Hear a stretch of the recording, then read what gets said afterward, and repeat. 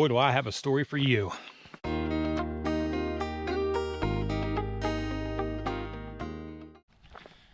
So if you watched the preceding video, you will notice that we ended up at the Laurel Forks shelter just north of Laurel Fork Falls.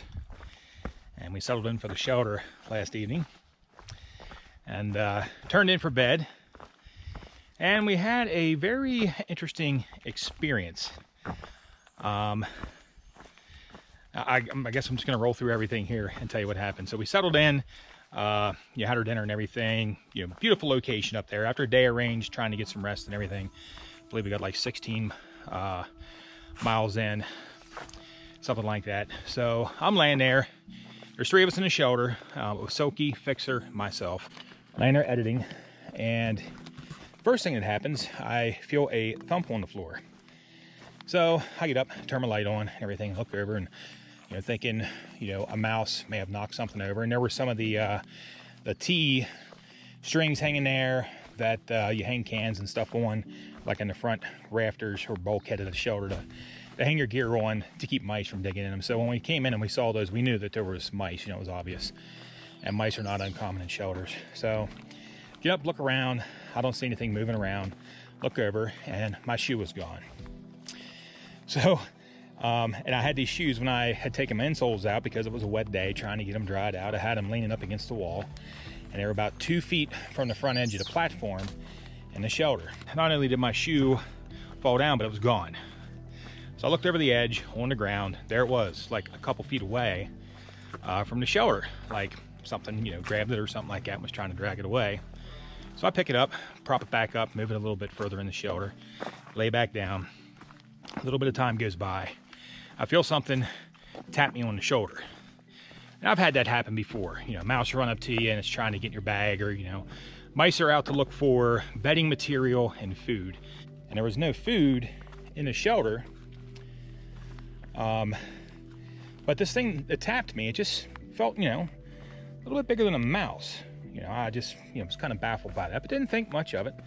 So I thought, okay, I'll pull the comments up on the Gut Hook app, which, by the way, is an app that gives hikers information. It has a GPS feature. It tells you all the info about the trail, where you're at, location of water sources, shelters, all the pertinent information.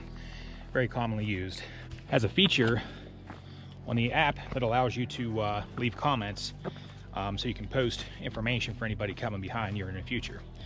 So start reading the comments, and to my surprise, there is a lot of comments calling this like, the horror Hilton, and this shelter's haunted, and all kinds of crazy things going on. And the comment that caught my attention was, which is actually the same day, yesterday, so a little timestamp. Yesterday was 5/20/20. I know some of you want to know how delayed my videos are.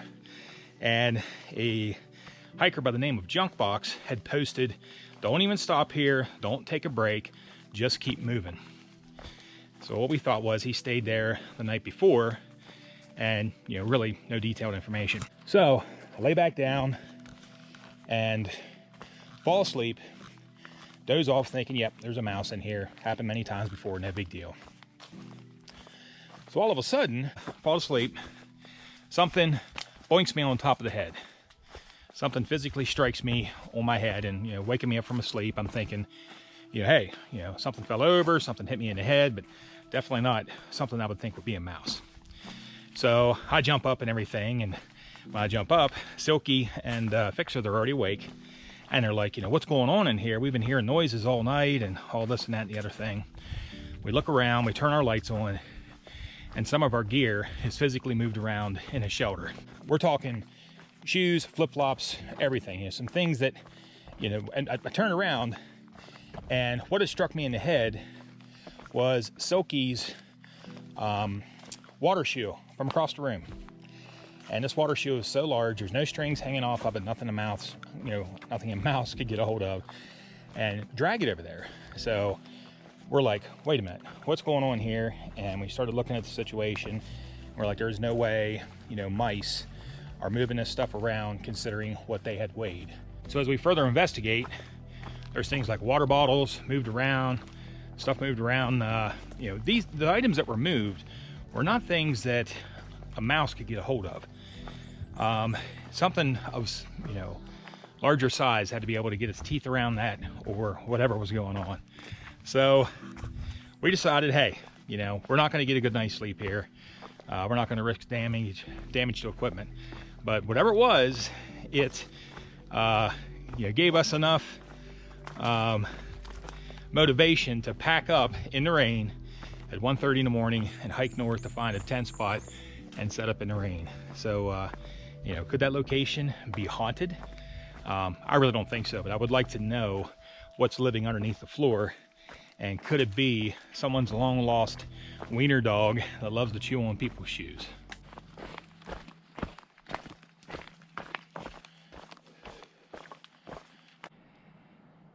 There's a first look at Watauga Lake.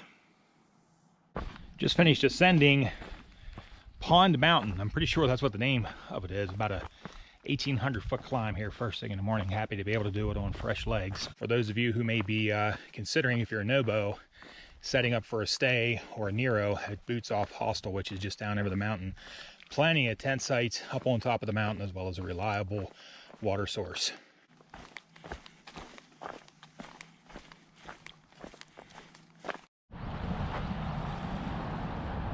Watauga Lake, everyone. Beautiful.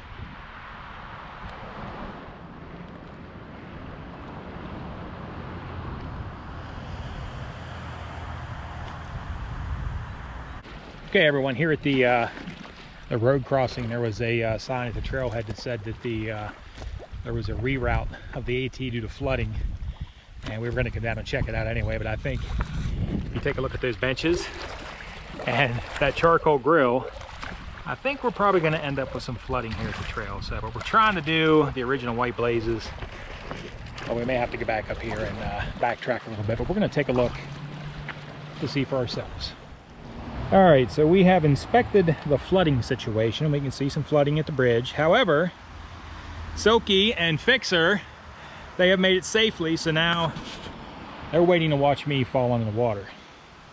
So I think I'll turn the camera off for this one. You guys probably can't believe that, can you? Here goes.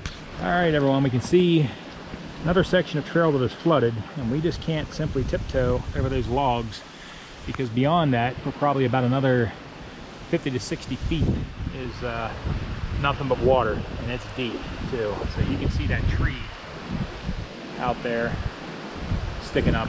So there's a blazed path up here to the left. So we're going to check that out and see if we can't do a workaround here.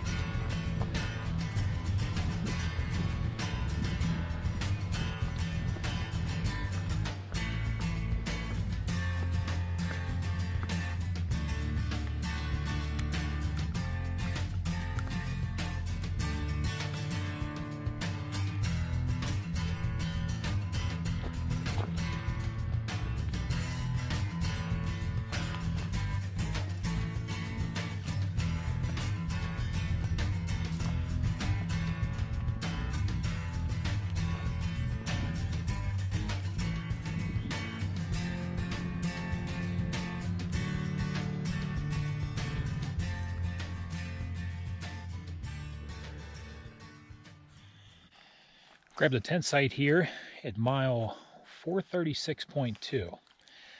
It's going to give us 13.4 miles for the day.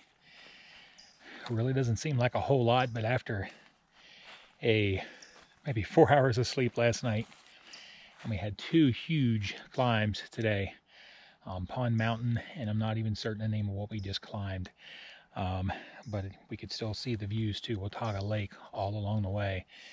So we did have some beautiful sights today, and I'm not gonna lie, I am really beat today. Gonna go ahead and take some time. It's getting dark right now. We were hoping we were gonna grab a sunset, but we're just finished getting set up here. So I am starving, so it's time to grab some food. There will be no editing tonight. There is gonna be some cooking, some consuming, bedclothes, and sleep. Thank you so much for joining me. Thank you for watching Wild on the Trail. You can tell how tired I am. We'll see you tomorrow, everybody. Have a great night.